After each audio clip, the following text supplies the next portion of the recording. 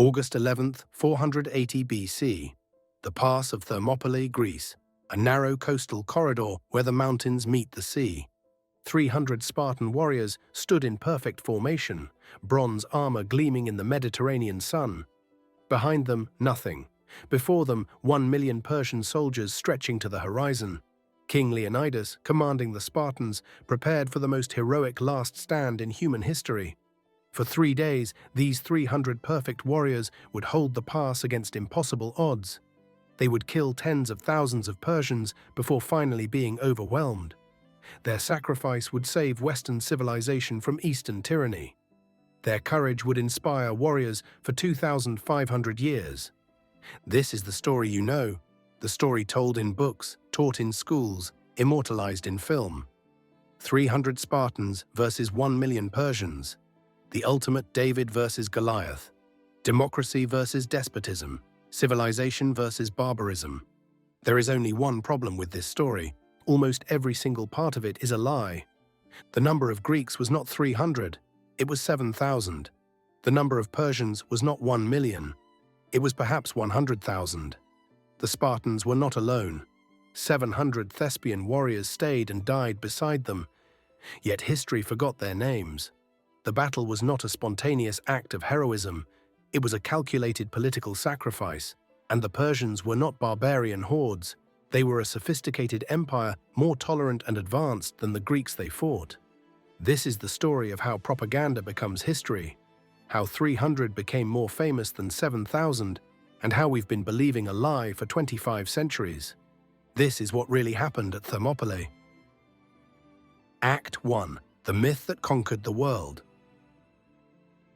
The story of the 300 Spartans is one of the most powerful narratives in Western culture.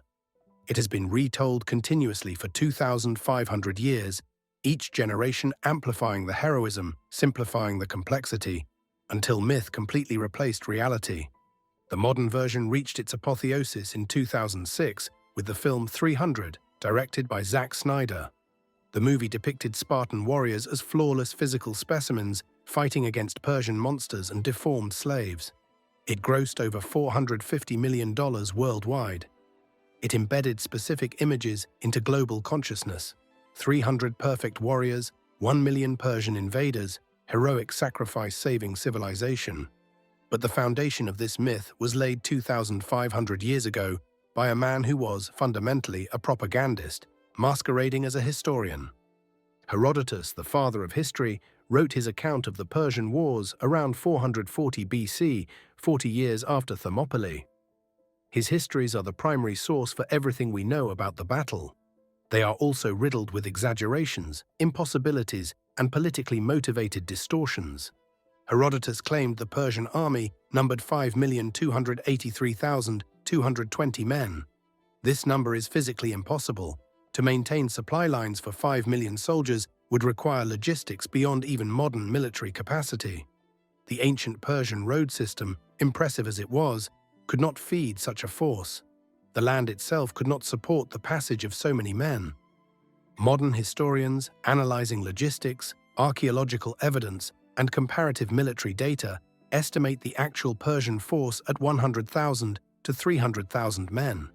Still massive, still overwhelming, but not the incomprehensible horde of legend. Yet Herodotus needed that impossible number. He needed the Greeks to face mathematically insurmountable odds. Because his purpose was not historical accuracy, it was to create a founding myth for Greek identity. The Persian Wars occurred during a period of intense Greek disunity. The city-states fought each other constantly. Athens and Sparta were rivals who would soon fight a devastating civil war. Greek identity barely existed as a concept. Then came Xerxes and the Persian invasion. For a brief moment, some Greek cities united against a common enemy. And when they won, when the divided, outnumbered Greeks defeated the largest empire on earth, it created a narrative too powerful to question. Herodotus wrote for an Athenian audience that needed to believe their victory was miraculous, their cause righteous, their enemies barbaric. He wrote during the early years of Athenian imperialism, when Athens was building its own empire and needed justification for dominance over other Greek cities. The story of Thermopylae served this purpose perfectly. 300 Spartans sacrificing themselves for all Greece created a powerful myth of unity. It made Sparta, Athens' rival, into a tragic hero rather than a threat. It elevated Greek military prowess to superhuman levels, and it painted Persians as an endless tide of inferior warriors rather than the sophisticated empire they actually were. But why 300? Why not the actual number of Greeks who fought? The answer lies in Spartan propaganda and Athenian politics. Sparta sent exactly 300 Spartiates, full Spartan citizens, to Thermopylae. These were members of the royal guard, the Hippes, chosen specifically to die. This number had symbolic significance in Spartan culture, representing the king's personal bodyguard. It was a memorable, mythic number. But they were never alone. Herodotus himself mentions the other Greeks, though he buries this information deep in his text, where most readers miss it. He lists them carefully: 500 from Tegea, 500 from Mantinea, 120 from Arcadian Orchomenos, 1,000 from the rest of Arcadia, 200 from Phlius, 80 from Mycenae, 400 from Corinth, 400 from Thebes, 1,000 Phocians, 700 Thespians, and contingents from Opuntian Locris. The total Greek force at the start of the battle was approximately 7,000 men. Not 300, 7,000. When most of these troops withdrew on the final day, two groups remained to fight to the death alongside the 300 Spartans, 700 Thespians and 400 Thebans, the latter possibly as hostages or unwilling participants. Let that sink in. 700 Thespian warriors chose to stay and die. They were not Spartans, bound by military culture and law. They were citizens of Thespiae, a small city in Boeotia. They had no obligation to sacrifice themselves. They could have retreated with honor. They stayed, they fought, they died, and history forgot their names. Why? Because Spartan and Athenian propagandists needed a simple, powerful narrative. 300 Spartans dying for Greece was mythologically perfect. 7,000 Greeks, including 700 non-Spartan heroes, complicated the story. It suggested that courage was not unique to Sparta, that sacrifice was not the monopoly of professional warriors. The Thespians were erased from popular memory because they interfered with the narrative. In 1997, a monument to the 700 Thespians was finally erected at Thermopylae, 2,477 years after their sacrifice. The statue depicts Eros, the god worshipped above all others in Thespiae. The inscription reads simply, "In memory of the 700 Thespians." But ask anyone about Thermopylae, and they will tell you about 300 Spartans. The propaganda won. The myth of the 300 served multiple political purposes in ancient Greece and continues to serve ideological purposes today. It creates a narrative of Western civilization defending itself against Eastern despotism. It elevates military sacrifice to the highest virtue. It suggests that a small number of superior warriors can hold against overwhelming inferior masses.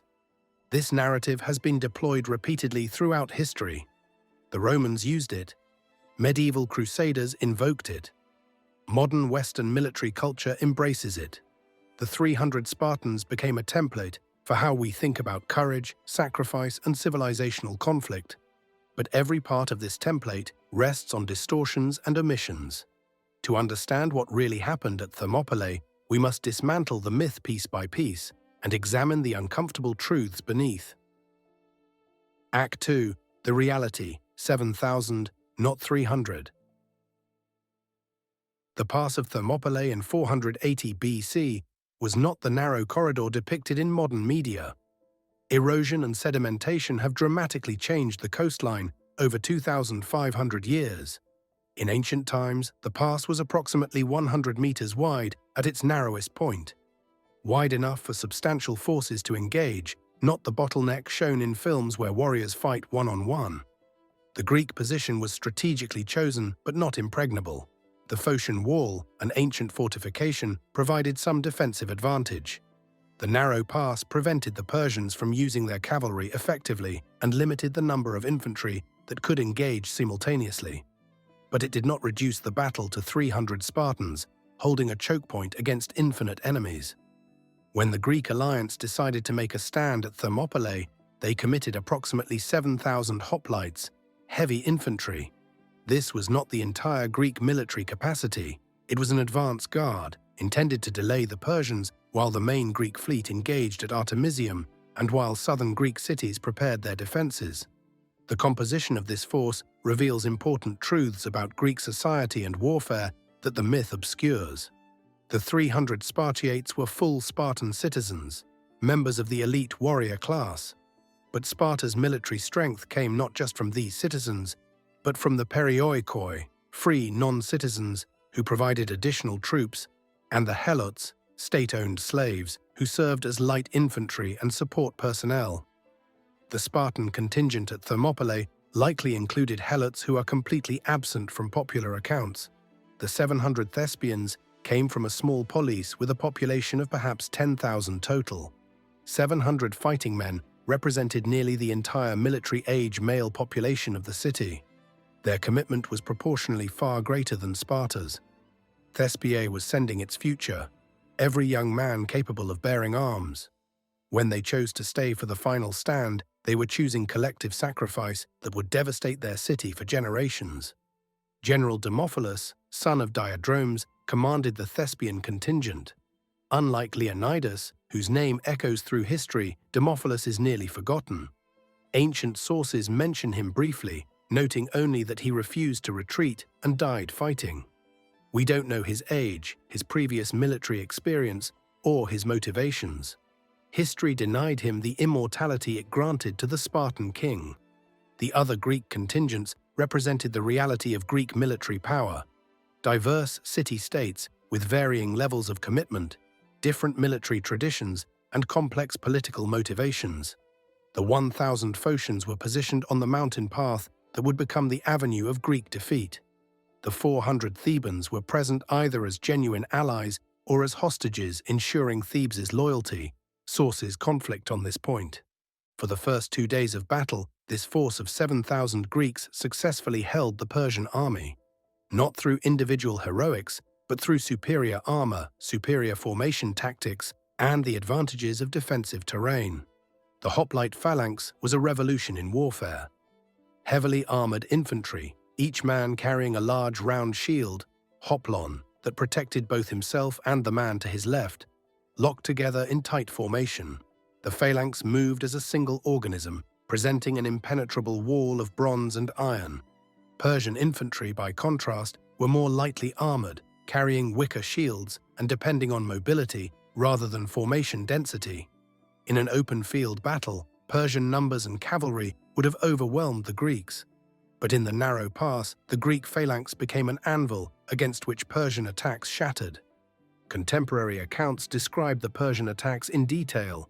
Xerxes sent wave after wave of Median and Elamite infantry.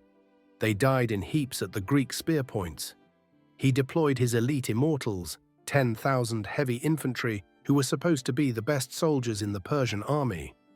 They fared no better, unable to break the phalanx. But here is what the myth omits. The Greeks were rotating fresh troops. The Spartans would fight, then fall back and let the Phocians take the front line. Then the Tegeans, then the Mantineans. This was not 300 men holding indefinitely against millions.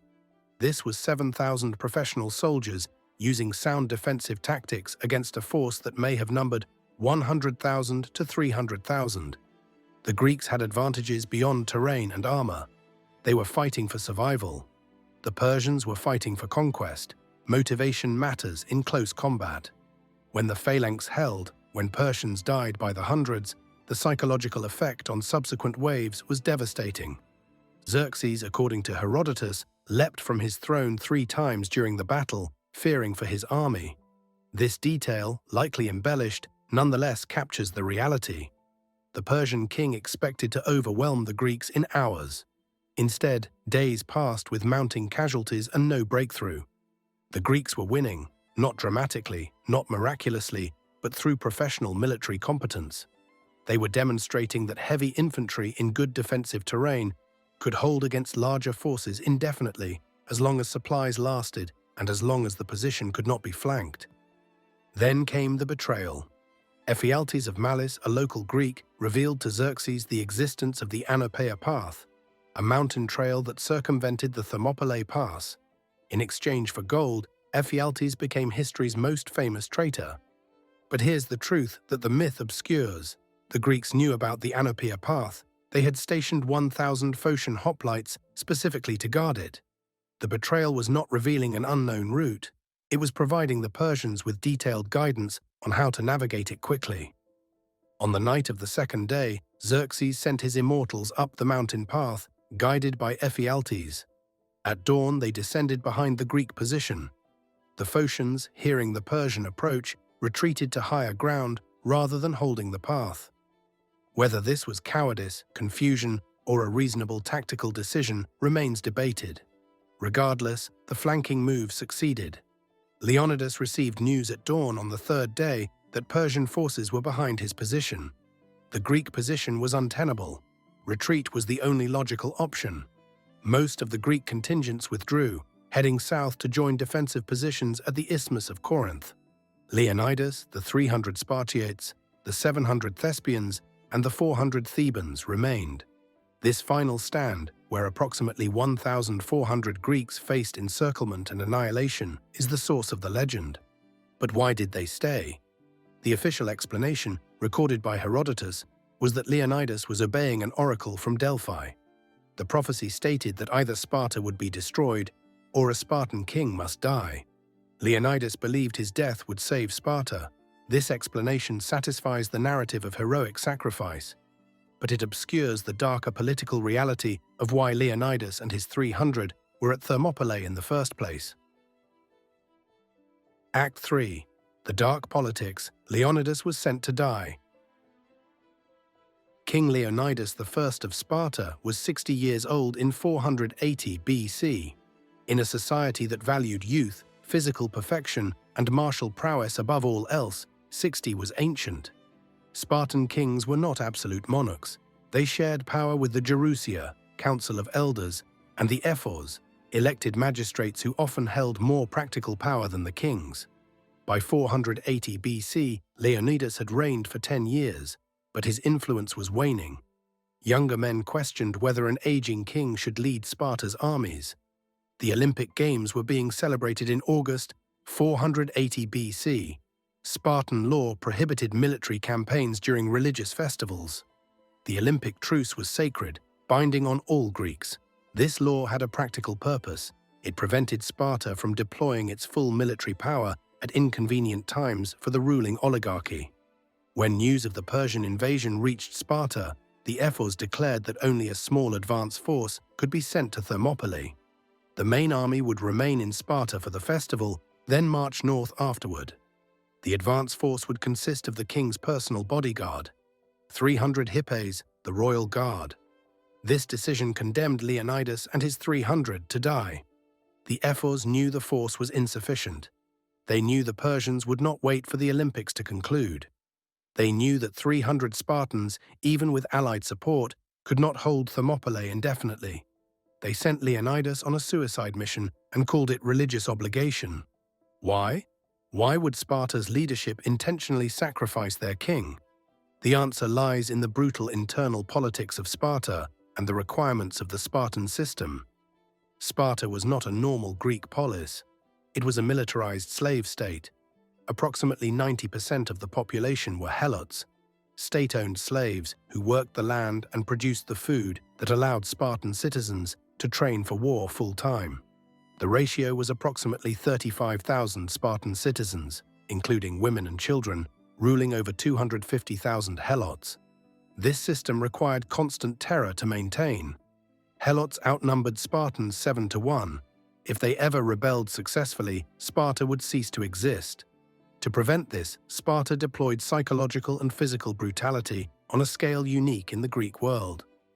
The Plataea was Sparta's secret police. Young Spartans, as part of their military training, were sent into helot communities with orders to kill the strongest and most capable helots. This served dual purposes. It prevented helot leadership from emerging, and it hardened young Spartans by making them commit murder. Spartan kings, despite their title, had limited power over this system. The Ephors, drawn from the elite families, controlled domestic policy. Kings commanded in war, but could be deposed, exiled, or eliminated if they became inconvenient. Leonidas was becoming inconvenient. At 60, he represented the past. His heir, Pleistarchus, was still a child. If Leonidas died heroically in battle, it would solve multiple problems. It would remove an aging king, create a regency that the ephors could control, and provide Sparta with a propaganda victory even in military defeat. The Oracle of Delphi was manipulated to support this outcome. The Delphic Oracle was not an independent mystical authority. It was a political institution controlled by priests who accepted bribes and shaped prophecies to serve their patrons. Sparta was a major patron. The prophecy that either Sparta will be destroyed or a king must die was convenient, perhaps too convenient. If Leonidas had refused the mission, he would have been accused of cowardice and impiety, refusing the oracle's wisdom. If he went and died, he would become a hero and remove himself from Spartan politics. The ephors constructed a situation where Leonidas had no choice but to accept his own execution. The selection of the 300 hippies reveals further darkness. These were not random Spartans. They were chosen specifically because they had living sons. Spartan law required this. The 300 must be men whose bloodlines would continue, whose families would not be extinguished by their deaths. This selection criterion had a chilling implication. Sparta was planning for these men to die. They were chosen because their deaths would be survivable for Sparta's future. They were expendable by design. When Leonidas left Sparta for Thermopylae, he knew he was not coming back. His famous quote to his wife Gorgo, "Marry a good man and have good children," was not bravado. It was a farewell to a woman he knew he would never see again. At Thermopylae, when the final encirclement became inevitable, Leonidas dismissed most of the Greek allies. The official story says he released them to save their lives while the Spartans stayed due to honor. But consider an alternative interpretation. Leonidas released them so their cities would remember Sparta's sacrifice. He kept the Thespians because they insisted on staying, and Thespiae was too small and insignificant to matter in Greek politics. The 400 Thebans remained, but sources suggest they may have been kept as hostages or were forced to stay. Some accounts say they surrendered to the Persians when offered mercy. This detail, embarrassing to the heroic narrative, is often omitted. On the final day, Leonidas led his remaining Greeks out from behind the Phocian wall into the open ground. This was not defensive tactics. This was seeking death with maximum dramatic impact. They fought in the open, where Persian numbers could surround them, ensuring total annihilation. They died well. Contemporary accounts describe the final slaughter. Greeks fighting with broken spears, then swords, then daggers, then bare hands. Leonidas fell early, and both sides fought over his body. The Persians took it, and Xerxes, in fury at his casualties, ordered Leonidas decapitated and crucified, a dishonor reserved for the worst criminals. But the military impact of this last stand was minimal. The pass was flanked, the position lost. The Persians marched south and burned Athens. The Greek fleet retreated. The land battle at Thermopylae accomplished almost nothing tactically. Yet Sparta won the propaganda war spectacularly. News of the 300 Spartans' deaths spread through Greece. Here was proof of Spartan superiority, Spartan commitment, Spartan willingness to die for Hellas. Other Greek cities, shamed by Sparta's sacrifice, found it harder to negotiate with the Persians or stay neutral. The propaganda value of Thermopylae exceeded any military benefit. Simonides of Ceos, the greatest poet of the age, wrote the epitaph that would be carved at Thermopylae. "Go tell the Spartans, stranger passing by, that here obedient to their laws we lie." The poem emphasizes obedience, not heroism. The Spartans died because their law required it. They had no choice. This was the truth the ephors wanted remembered. Spartans obey unto death. This message was for external consumption, intimidating enemies, and internal control, reminding helots of Spartan ruthlessness. The death of Leonidas and the 300 served Sparta's internal politics perfectly. Pleistarchus, Leonidas's young son, became king under a regency controlled by Pausanias, Leonidas's nephew, and the ephors. The regency prosecuted the war against Persia aggressively. won glory at the Battle of Plataea, and consolidated Epirot power. Leonidas became more useful to Sparta dead than he had been alive. His death removed a potentially troublesome king and created a myth that would serve Spartan interests for centuries. This is the dark reality beneath the heroic myth. Thermopylae was a political sacrifice disguised as military necessity, wrapped in religious justification and sold as supreme heroism. 300 men were sent to die for internal political convenience, and history called it the greatest last stand ever fought. But the darkness goes deeper still, because the enemies Leonidas died fighting, the Persians we have been taught to fear as barbarian hordes, were in many ways more civilized, more tolerant, and more advanced than the Spartans who opposed them. Act 4. The Empire We Forgot. Persia was more civilized than Sparta. When you imagine the Persian army at Thermopylae, what do you see? If you've watched the film 300, you see monsters, deformed giants, rhinoceros cavalry, a god-king Xerxes carried on a throne by slaves, his voice distorted, his body pierced with dozens of face piercings, inhuman and decadent. This depiction would have baffled actual ancient Persians. It would have also baffled honest Greek historians who knew the truth. The Achaemenid Persian Empire was the most sophisticated and tolerant multi-ethnic state the ancient world had yet produced. At its height under Darius and Xerxes, the Persian Empire controlled territory from India to Egypt, from Central Asia to the Aegean Sea. It governed dozens of ethnic groups, speaking countless languages, practicing different religions. And unlike the Greek city-states, which defined themselves through exclusion, Persia governed through inclusion. The Cyrus cylinder, created by Cyrus the Great in 539 BC, is sometimes called the first declaration of human rights. The text, preserved in cuneiform, declares, "I am Cyrus, king of the world. When I entered Babylon peacefully, I did not allow anyone to terrorize the land. I freed all slaves. I returned the sacred objects to their rightful sanctuaries." Compare this to Spartan treatment of helots, a population kept in perpetual slavery, periodically culled through state-sanctioned murder, denied all rights, and terrorized into submission. The Persian system of satrapies, provincial governors, allowed local cultures to maintain their customs, religions, and laws as long as they paid tribute and provided troops when required. Jews in Babylon were freed by Cyrus and allowed to return to Jerusalem to rebuild their temple. Egyptians practiced their ancient religion under Persian rule.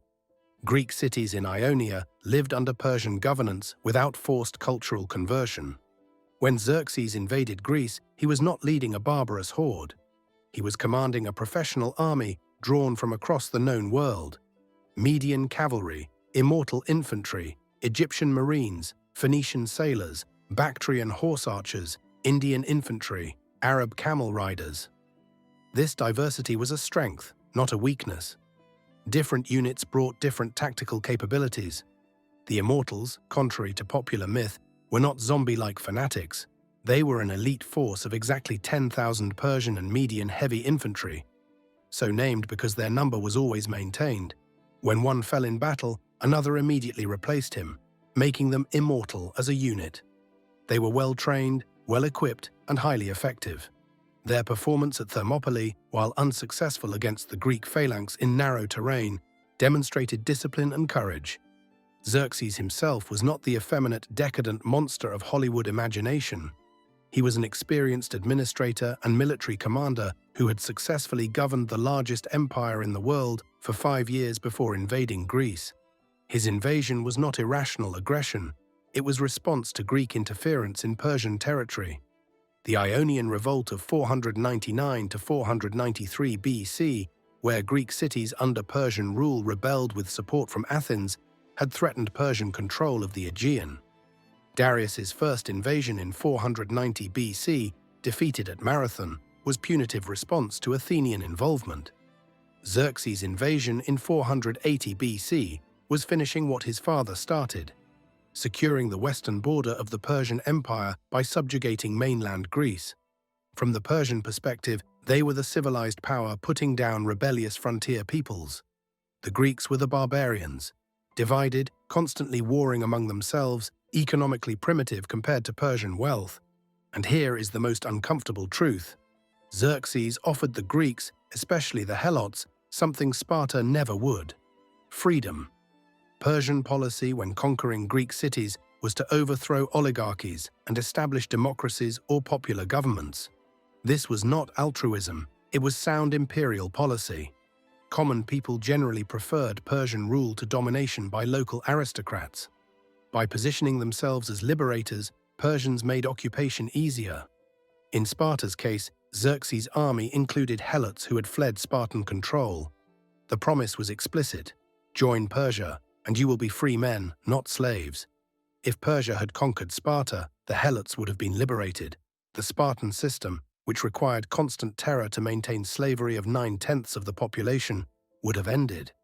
Sparta fought at Thermopylae not just for Greek freedom, but to preserve the right to enslave the Helot population. This is the ugly truth beneath the heroic narrative. Leonidas died defending a system of oppression that made Sparta possible. The average Helot had more to gain from Persian conquest than from Spartan victory. Persian conquest might mean higher taxes, but also legal rights, freedom of movement, and the possibility of social advancement. Spartan control meant perpetual slavery and the constant threat of being murdered by the Plataea. The Greek victory in the Persian Wars is celebrated as the triumph of freedom over tyranny. But what freedom? Athens practiced democracy, but only for adult male citizens, approximately 30,000 men in a total population of 250,000, which included women, children, slaves, and resident foreigners. Sparta practiced oligarchy, maintained by brutal slavery. The freedom being defended was freedom for the few to dominate the many. Persian governance, while certainly not democratic by modern standards, was arguably more just toward conquered populations than Greek governance toward their own lower classes. Persian subjects had rights, legal recourse, and paths to advancement. Greek slaves and Helots had none of these. The conflict between Persia and Greece was not civilization versus barbarism.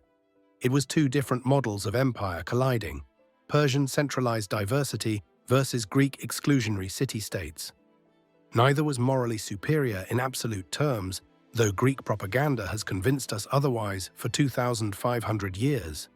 When the Persians were finally defeated, not at Thermopylae, but at Salamis and Plataea, the victorious Greeks did not create a peaceful, unified Hellas. They immediately turned on each other. Athens and Sparta fought the devastating Peloponnesian War that destroyed Greek power for generations. The freedom defended at Thermopylae led directly to civil war. Meanwhile, the Persian Empire continued for another 150 years until Alexander the Great conquered it. And when Alexander died, his generals fought over the ruins, creating kingdoms that mimicked Persian imperial structure because it was the most effective system available. The Persians lost the military conflict, but their model of governance proved more durable than Greek city-state particularism. The Roman Empire, the Byzantine Empire, even modern nation-states owe more to Persian administrative models than to Greek political theory. Understanding the Persian perspective doesn't diminish Greek courage at Thermopylae. It complicates the narrative in necessary ways. The Greeks who fought and died at the pass were brave professional soldiers defending their homes. But they were not pure heroes fighting pure evil. They were men caught in a conflict between empires, fighting for systems that were deeply flawed, dying for causes more complex than freedom versus tyranny. The 700 Thespians who stayed and died beside the Spartans were not defending Western civilization against Eastern barbarism.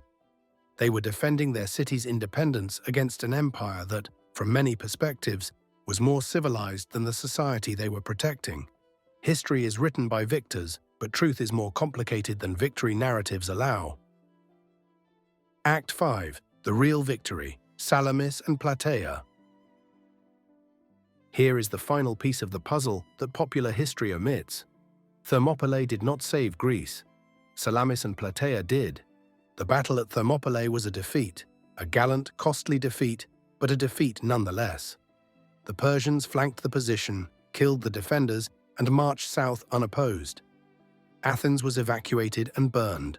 The Persian army occupied central Greece. Militarily, Thermopylae accomplished almost nothing. The real turning point came 1 month later at the Battle of Salamis, the naval engagement in the narrow straits near Athens. The Greek fleet, led by Athenian triremes and commanded by Themistocles, destroyed the Persian navy in a tactical masterpiece. Without naval control, Xerxes could not supply his massive army in Greece. He was forced to retreat to Asia, leaving a holding force under the general Mardonius. The following year, at the Battle of Plataea, a unified Greek army under Spartan leadership decisively defeated the Persian land forces. Mardonius was killed. The Persian invasion collapsed. Greece was saved. Salamis and Plataea were the victories that mattered. They involved tens of thousands of Greeks fighting in coordinated, strategically brilliant campaigns. They demonstrated Greek military superiority in ways that Thermopylae did not. Yet Thermopylae became the famous battle. Why? Because Thermopylae provided something that tactical victories could not: a martyrdom myth. Greeks died at Salamis and Plataea, but those battles were Greek victories. The story was complicated, the glory shared among many cities. At Thermopylae, Greeks died heroically in defeat. The narrative was simple: a few against many, sacrifice for the greater good, obedience unto death. This simplicity made it powerful. It made it repeatable, teachable, inspirational in ways that complex tactical victories were not. Thermopylae's true significance was not military, it was psychological. The story unified Greeks in a way that victory alone could not. It created a shared myth of Greek identity, a founding narrative of sacrifice that transcended city-state rivalries. The Spartans used it to cement their military reputation. For centuries after, the threat of Spartan intervention kept Helots suppressed and other Greek cities intimidated. The myth of the 300 was a tool of Spartan hegemony. Athens used it to justify building an empire. If the Spartans sacrificed for all Greece, then surely Athens, with its naval power and democratic ideals, had the right to lead a defensive alliance that gradually became an imperial system, extracting tribute from allied cities. The myth of Thermopylae was deployed for political purposes by every faction for centuries. It justified wars, suppressed dissent, and created a narrative of Western civilization under eternal threat from Eastern barbarism. This narrative echoed through the Roman Empire, medieval Christendom, colonial empires, and modern geopolitics. Thermopylae became short. For 2,500 years, we've celebrated 300 Spartans and forgotten 700 Thespians. We've believed a lie because it was simpler, more heroic, more useful than the truth. The real story of Thermopylae is more complex, more troubling, and ultimately more human than the myth we've been telling. History is not about perfect heroes fighting pure evil. It's about complicated people in impossible situations, making choices that serve purposes we've forgotten. The past doesn't just speak, it screams. But only if we're willing to hear the truth instead of the story we prefer. This has been Echoes of Time Unfolded. Subscribe for more stories that echo through eternity.